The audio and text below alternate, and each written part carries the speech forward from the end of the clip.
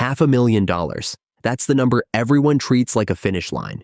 You hit it, you post about it, you tell yourself the hard part is over. It's not. $500,000 is actually the point where 3 brand new problems show up at once. And none of them existed when you were smaller. They don't show up on your account balance.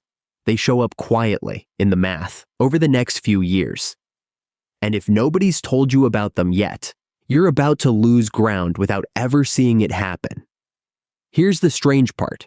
The strategy that got you here, steady contributions, low-cost index funds, just staying in the market and letting it compound, that strategy doesn't just stop working at $500,000.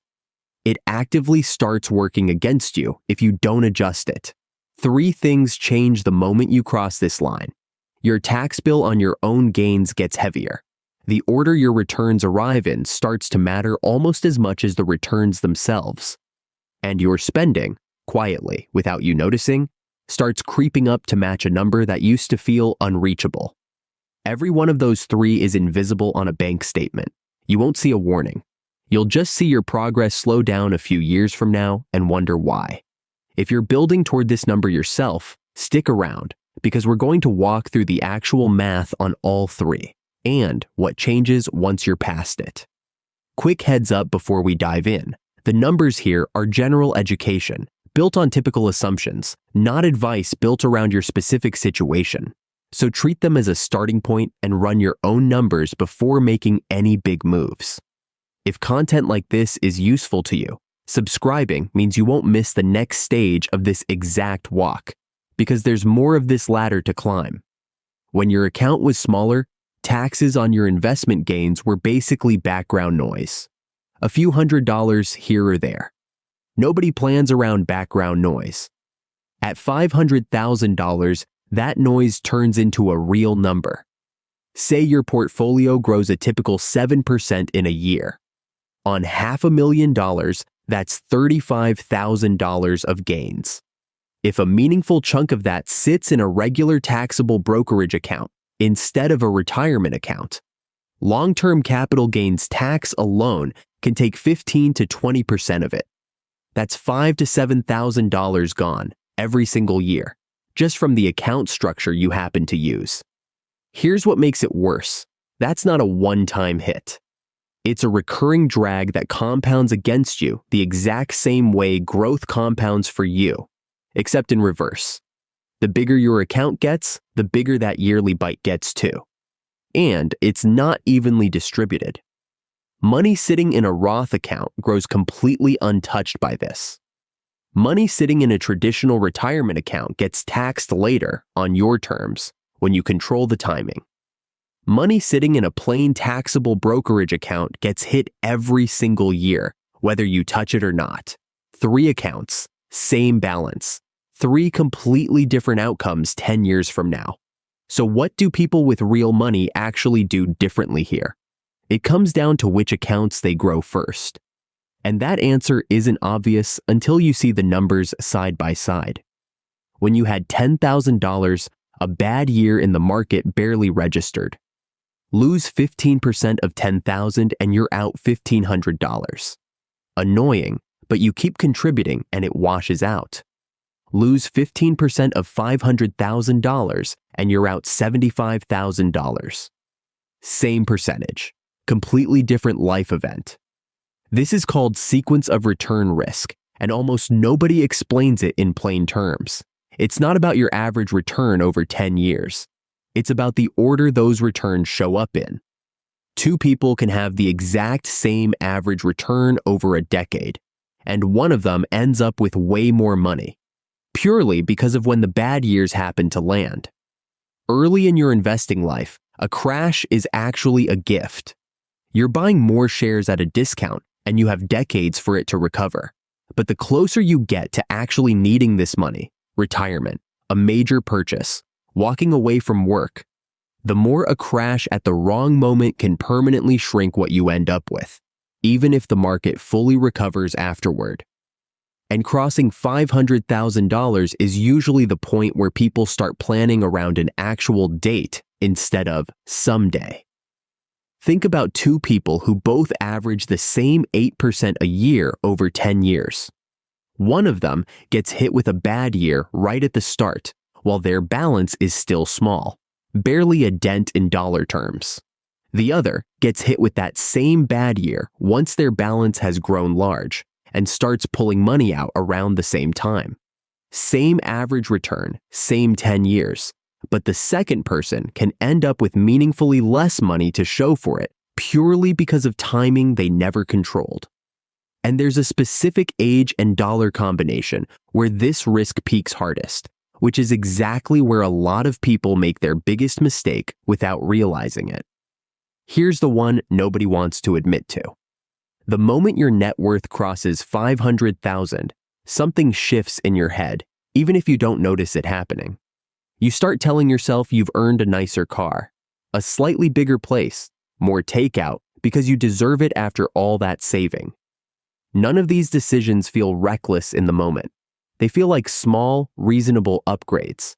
But run the math on what a single extra $1,000 a month in spending actually costs you. Invested instead, at that same 7% return, $1,000 a month becomes roughly $300,000 over 15 years. That small upgrade isn't small.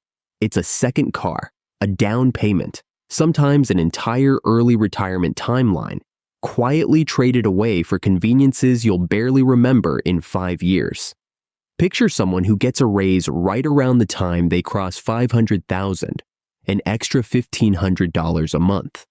If that whole raise quietly becomes a nicer apartment and more dinners out, their net worth trajectory barely moves, even though their income just jumped. Same raise, invested instead, and their timeline to $1 million shrinks by years. Nothing about the raise changed, only where it went. The wild part is this doesn't feel like overspending while it's happening. It feels like normal life catching up to your income. So how do people who actually make it past this wall keep their spending flat while their income keeps climbing? There's one specific habit that separates them from everyone else. And it's not the one you'd guess. When you're building your first $100,000, being aggressive is easy advice. Put it almost entirely in stocks. Ride out the dips, let time do the work. Nobody argues with that at this stage. At $500,000, that same advice starts to get dangerous, and almost no one adjusts in time. Why? Because the dollar amount at risk is now big enough that a serious downturn doesn't just sting. It can actually change your timeline by years. This doesn't mean panic and go conservative overnight. It means the mix starts to matter in a way it never did before. A small deliberate shift toward diversification. Some bonds, some assets that don't move in lockstep with stocks, can protect years of progress without meaningfully slowing your growth.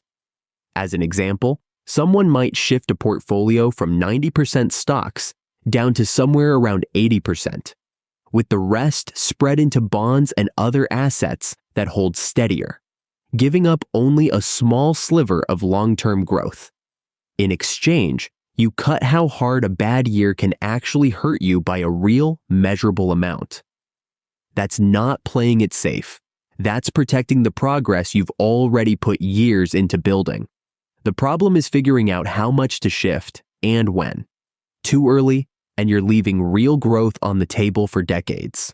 Too late, and one bad year erases years of gains right when it hurts the most. There's an actual number where this trade-off flips in your favor, and it's earlier than almost anyone expects. So let's put all of it together and look at the number everyone actually wants.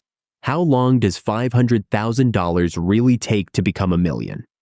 If you ignore everything we just covered, taxes, sequence risk, and lifestyle creep, the textbook math looks great. At 7% average growth with continued contributions, doubling your money takes roughly 10 years on growth alone, and meaningfully less than that if you're still adding money every month. But that's the number without the 3 headwinds factored in. Let tax drag quietly eat $5,000 to $7,000 a year. Let lifestyle spending creep up by even a few $100s a month. And that timeline doesn't just slow down a little. It can stretch out by years without a single bad investment decision ever being made. Feels almost unfair, right? Nobody did anything wrong. The numbers just quietly stopped cooperating. Run both versions side by side and the gap is hard to ignore. The disciplined version, where taxes are managed and spending stays flat, can cross $1 million in well under 9 years. The version where all 3 headwinds are left alone can take well past 12. Same starting point, same market, same 7%. Only difference is whether anyone was paying attention. Here's the flip side, and it's the part that should actually excite you. Handle these 3 things on purpose instead of by accident, and the trip from 500,000 to $1 million can happen noticeably faster than your first 500,000 did. The compounding is stronger now. The math is genuinely on your side. The only question is whether the leaks get plugged before they drain it. And once you cross that $1 million mark, there's a completely different set of rules waiting. Ones that change the entire game one more time. $500,000 was never the finish line. It's the point where the game quietly changes its rules. Taxes get real. The order of your returns starts to matter. Spending creeps up without permission. And your portfolio mix needs an actual decision instead of default settings. Handle those 4 things on purpose, and the road to $1 million goes faster than the one that got you here. Ignore them, and the same good habits that built your first 500,000 start working against you without you ever noticing. That $1 million mark we just mentioned, that's where this story goes next, and the rules waiting there are different again. If you want to see exactly what changes once you cross it, that's coming right after this one, so stick around for it. Drop your number in the comments. Are you closer to that 500,000 mark, or are you already past it and dealing with one of these 3 problems right now?